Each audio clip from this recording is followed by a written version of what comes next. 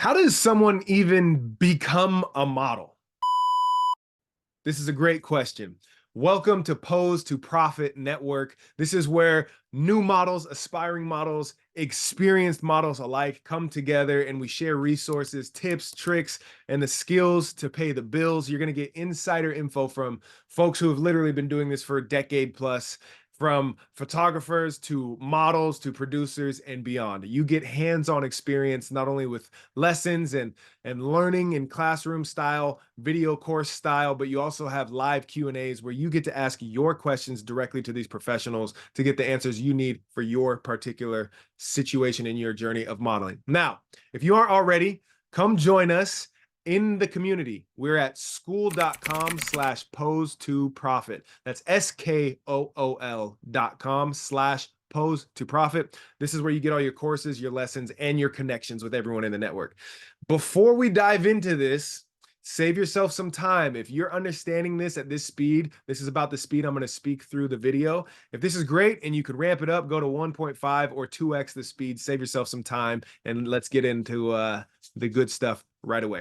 What is modeling? Put simply, it's using your body to present a product or a service in an ad, in an advertisement. That's the simplest way I can explain it. Now, I say use your body. There's many different ways to use your body. There's many different types of modeling. We'll get into that later. This is just the general, how does somebody get into modeling? What is it and how do you get in there? Why this matters. This matters because the order or the sequence of things and the amount of things changes everything. It changes the result. If you think about two people who are going to go into a baking competition and they both have the same recipe, if one of them puts in a different amount of something in the recipe or they put something in a different order than it is in the recipe, it's going to be a totally different result than if person number two follows the order, sequence, and the amount of something. So it's really important to understand different ways, different roads, different paths that people get there, but the overall theme, which is what we're going to focus on here. How does somebody become a model? Now, in a space where you have competition, right? Modeling isn't just, oh, you're the only one. You're competing against other people who are modeling for the same jobs, no matter what style of modeling, no matter what industry, sub-industry, no matter what category, no matter what, anything that you can identify as the modeling client or the target that you're after, there's going to be competition. So it's important to know the order and sequence of things as well as the amount of things, especially when there's competition, because people are going for the same prize. So if you can learn from people who have been there, done it, and they know and get that formula out there for you to use yourself, and you just follow the instructions, you just follow that recipe, the right amount in the right sequence, you're going to get results, period. It's just a fact. Makes sense, right? Now, there's stories of, well, how do you get into modeling? There's stories of, what about the models that were just working the restaurant job and they got scouted, right? Somebody just came about and scouted them, picked them up while they were serving at the restaurant, or they got scouted in the street randomly. That's a real true story for a good amount of people. Those are definitely outliers, and that's not what we're going to focus on. We're going to focus on the highest odds of success, how you can make modeling work for you, no matter what you look like, what your age is, what ailments you have. There's space for you here.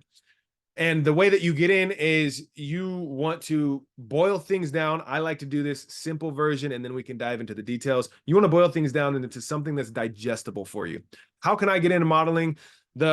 The order and the sequence. Do I go portfolio first? Do I try to apply to an agency first? How do I even apply to an agency? All of these questions, we're going to simplify things. To get into modeling, paid modeling specifically, that's all I'm talking about. I'm not talking about modeling that somebody took photos for you and published and put up somewhere on their Instagram. I'm talking about actual paid jobs. Always. That's what we're talking about in here. Two things. How does somebody model professionally, get paid to model? Two things. I'm going to make it so simple. Again, simple first. We'll get complex later. Desirability is number one, and skill is number two. Now, before you get ahead of yourself and you think, well, I'm not desirable, I'm just average looking, nobody actually finds me attractive, I'm ugly, I'm missing a limb, I'm overweight, I'm all these things. Before you go down that path, just understand this. Any advertisement you've ever seen. This means anything on TV. This means anything on a billboard, anything in a magazine, anything that pops up on your feed in social media, anything at all with advertising has represented people of all different walks of life. And those people very often get paid to do it. So why can't you? Somebody that's missing a limb, you could be the perfect person to play that special effects person that gets their arm or their leg or their hand blown off or a couple of fingers blown off, right? And I have friends who are missing fingers, just born that way. That's perfect. You can just show up, they can put on some prosthetics and then blow them off, and it's a really cool thing. There's room for all kinds of people. If you don't believe me, look at modeling, look at advertising and the battle over body positivity and all these things over the last decade. It's absolutely wide open to anybody to make money modeling. So desirability isn't about being the most attractive. It's not about being the perfect fit for the most widely sought after field of modeling. Desirability comes down to this. There's a client out there who sells a product or a service, and they need to make some ads for that product or service to sell it, to market it to people. In creating these ads, they need a model who fits what they're looking for to present the message that they want to present to their potential buyers. Desirability is about marketing and visibility. So when people talk about portfolios, like how do I build a portfolio? What should go in my portfolio? I don't know. All these questions, super simple. Desirability, you could be the most attractive person. If I'm a client and I'm looking for a very, very particular look, a very specific type of person for whatever I'm selling, you could be that perfect fit that I would so highly desire hiring you for my ad. But if you aren't out there, if I don't see anything, if I don't even know you exist because you don't have a portfolio, you're marketing, you don't have the marketability, you don't have the visibility, you don't exist to me as far as I can tell. So you're useless, you're non-existent. Even though you fit perfectly the vision that I have, I don't know you exist. Therefore, I can't pay you. So we want to fix that. That's one. Desirability. The next part of desirability is it's not about looks. It's not about, do you fit this mold specifically that the client is looking for? That's not what it is. Desirability in this aspect, the second part of this, is trust. It's trust. It's proof. If I have two models that I potentially have narrowed everything down, the casting, auditions, whatever, and I've narrowed it down and I've gotten that funnel down to two different models, model one and model number two. If model one, stunning, perfect fit for what I'm after, they are excellent. I mean, like beyond what I imagined for a perfect fit for this thing that I'm shooting, this ad spot that I am creating. If they're perfect for that, and they're going up against the other one that I narrowed it down to, which is good enough. This model number two would get the job done based on their looks. They look good enough that it would be sufficient for this shoot, for the job.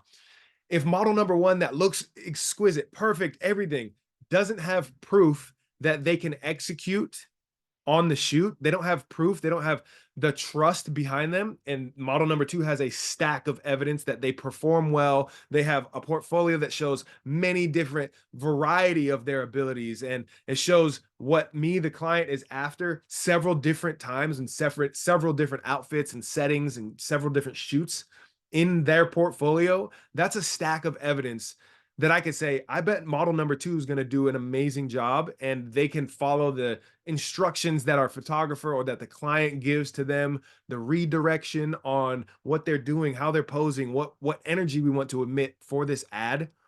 If they have that stack of evidence and model number one just has kind of one stellar shot that we see, or if it's an in-person thing, they just look amazing, but we can't really tell. We don't have a lot of evidence for model number one. I'm picking model number two.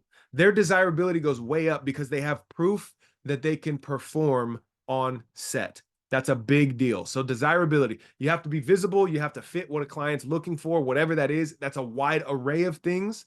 And you have to be stacking up trust, the trust points. Get those stacked up in your favor and you're going to get booked. It doesn't matter what you look like. It doesn't matter what your age is. It doesn't matter what it is. There's a market for you out there and you can find that fit for you. The more evidence you stack in your favor, the more likely you are to get booked for those jobs. Now, the second part, first part, desirability. We covered that. Second part for modeling, how does somebody become a model? Skill.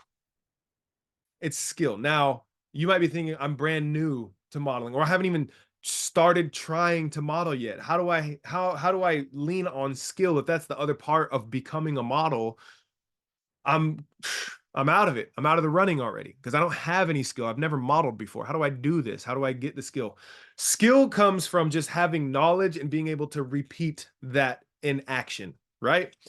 We develop skill. Modeling is a skill. Posing is a skill. Interacting on set is a skill. The way you interact with the photographer or the stylist or the digitech, the person that's helping the photographer with the incoming shots as they're shooting, everybody on set, there's skills that you develop through all of this stuff that you can work on and you can get better and better and better and better at over time. It's a skill. You don't have to be, you could be completely brand new, never even heard of modeling before right now, and we can get you there because it is a skill. It's teachable, it's learnable. Where I'm at now versus where I was 10, 12, 15 years ago, completely different skill set. And yet I was able to make it through then in an industry where the average model's career is a year and a half. I'm well over a decade now. So skill, knowledge, and repeatable action. So again, that model number one, they have that one shot that was stunning.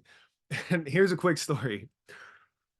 When I first started modeling, one of my missions, I also got into photography at the same time, in terms of a hobby. I was like, man, this is kind of interesting. I'm on set, I'm working with these photographers, and I'm watching the way that they create an incredible shot from just like their eyes and their ideas. They're just like looking around and going, oh, if the light is here and I have it hitting him or her on the side here, or I want to have a little bit more of a shadow from over here. The way that they just craft a shot, it was so amazing to me. So when I started out, I thought, I'm getting paid to shoot as a model, which is great, but I'm in front of and I'm working directly with these people who are paid professional photographers. They are literally the ones that they won the prize. They are the top of the food chain where they're shooting for the biggest brands. They won the battle. They developed that stack of proof, that stack of evidence that if a client hires that photographer, they're going to get what they're after. The client's going to get what they want from the shoot. So I'm like, man, I'm in perfect position to not only keep learning modeling, but pay attention when I'm on set at what the photographers are crafting with the lighting, with the light box, the type of light, the amount of light that they're using. So I started to do that. I started to watch the photographers learn. I'd ask a question at the right time. I also learned that the hard way. I'd ask questions at the right time and start to learn more about photography. But what I did to start out with my lessons in photography was I went on how do you learn photography? How does a camera work, a digital camera?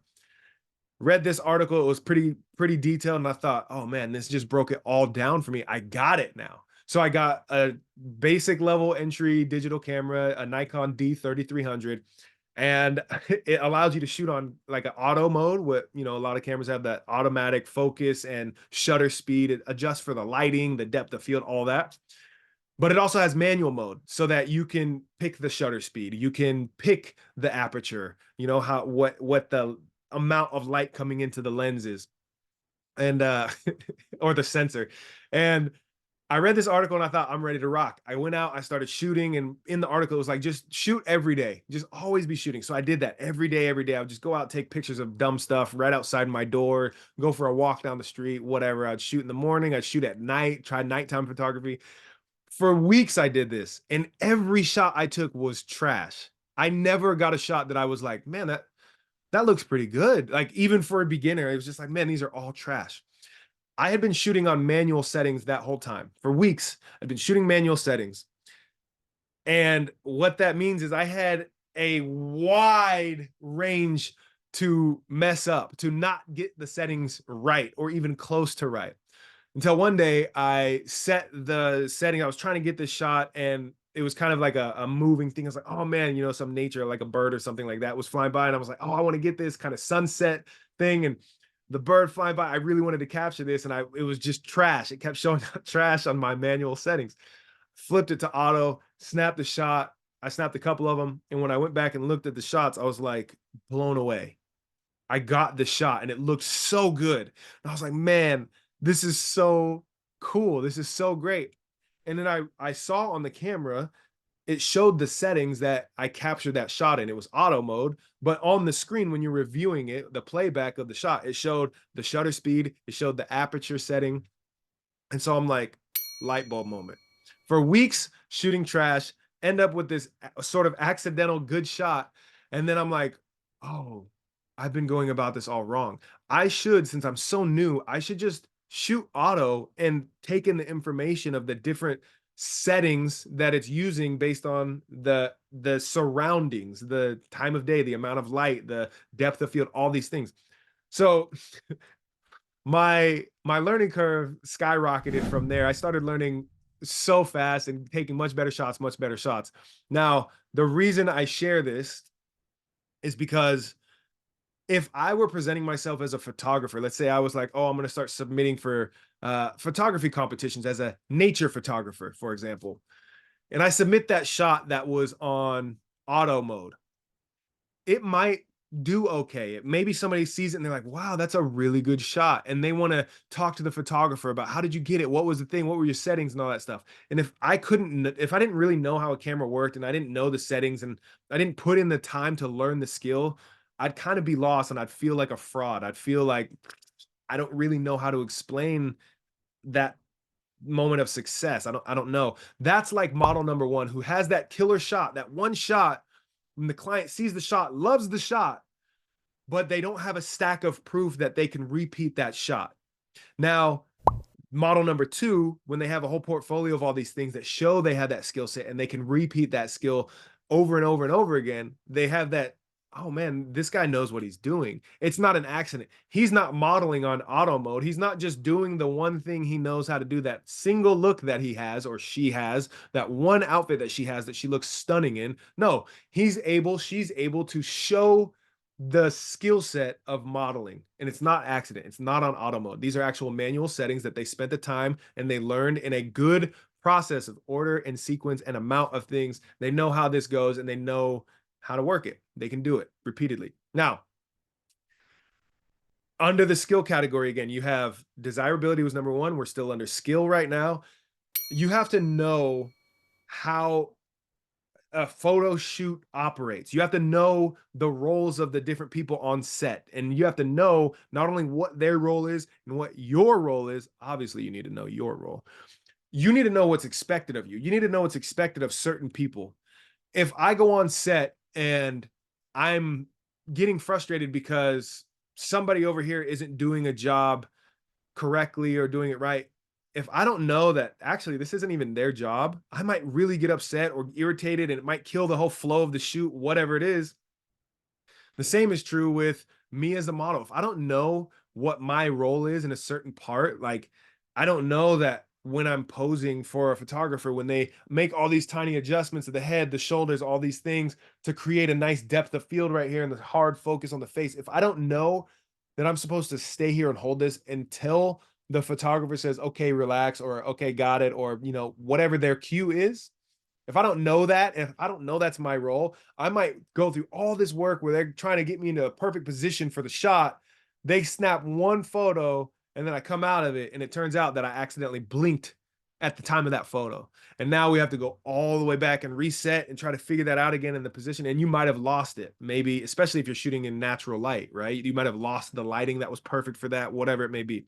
You need to know your role. You need to know the roles of other people on set, and you need to know the expectations of you. This is how you build that trust even more so. This is a skill. Lastly, this, I mean, most people that when you think of modeling, I feel like this is kind of what you would imagine. You have to know how to pose. If you're new to this, if you've never posed before in your life, that is okay. We can teach you that. It's a skill. We can teach you that, no problem.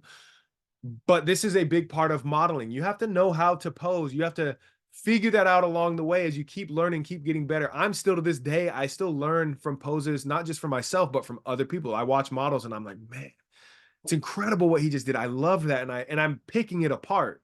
This is a good thing.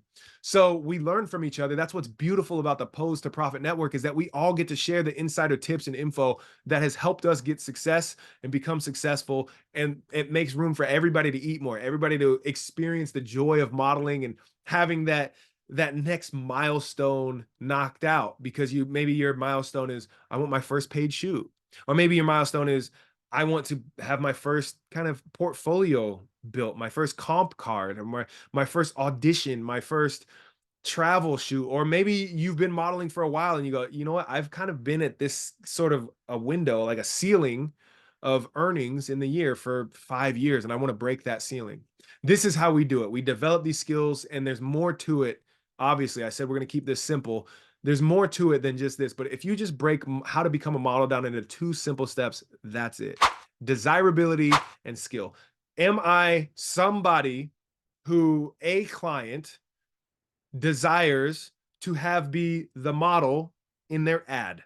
The desirability. And the way that I might be able to do that is by being out there. I have to have imagery out there. I have to be in front of those clients to even have a shot. Desirability. Am I a fit somewhere, someplace? And again, if you're average, so-called ugly, it does not matter. There's space for everybody here. It comes down to a proper sequence, the order of things, and the amount of energy, the amount of things that you put in for you to figure out, oh, I have a whole realm of things that I can model for. I had no idea. Had no idea I could do this. Well, when you go through things in a correct order, sequence, and amount, you figure out that, oh man, that the ingredients, when followed step by step, they turn out to be a pretty good cake, a really good result. So that's what we're after for you. Desirability, we can make that happen. And then skill. Do you have the skill? Do you develop the skill? It's not just being able to take a good photo. You might be incredibly good at taking a good photo, and you might be absolutely horrible on set. You might not know what to do, how to act, or anything like that, and you still won't get booked much. You don't have to be the most attractive person. Some of the highest paid, most successful, constantly working models that I personally know aren't the most attractive people in the modeling book of the agencies. All right? They're not. It's got to be something different then. If it's not just all about looks, that's what we're all about here. We're going to unpack all of this and more, but this is the simple breakdown of how somebody becomes a model. You get seen by somebody who wants something that you look like you could offer, and the trust they have in you and your ability to capture that is way up. It's that simple. We'll have more in the different areas, the different styles of modeling. That video is coming up as well. What about just hand modeling? You mean I can go out and just model wristwatches or jewelry? Or what about foot modeling? Can I go out there and just model sandals? Like, I don't have to look a certain way, but maybe my feet look a nice way to somebody out there that I could just go and be a foot model and get paid doing that. What about being 60 years old, 70 years old? Can I model? Absolutely. There's a huge market for that. We're going to get into that in another video, but for now, you know, hopefully if you paid attention, how somebody becomes a model. If you haven't joined yet, go to school.com/pose to join our community. We'd love to have you. Until then, we'll see you on set.